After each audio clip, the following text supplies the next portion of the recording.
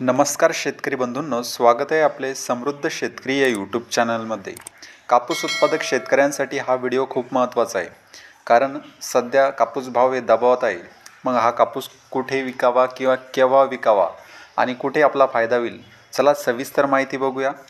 केंद्राने कापसावरील 11% आयात शुल्क काढल्यामुळे देशातील बाजारात कापसाचे भाव कमी झाले आहेत. असे असले तरी शेतकऱ्यांनी घाबरून जाऊ नये. CCCI म्हणजेच कॉटन कॉर्पोरेशन ऑफ इंडिया ऑक्टोबरमध्ये विक्रमी कापसाची खरेदी सुरू करणार आहे.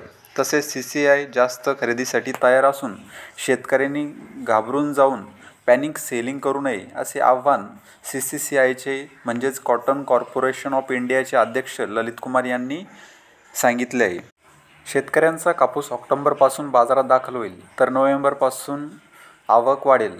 या काळात बाजारातील भाव हे दबावात राहण्याची शक्यता आहे. बाजारात भाव कमी झाल्यानंतर CCCI कापसाची खरेदी करेल. CCCI सरकारच्या वतीने शेतकऱ्यांसाठी बाजारात खरेदीत असेल.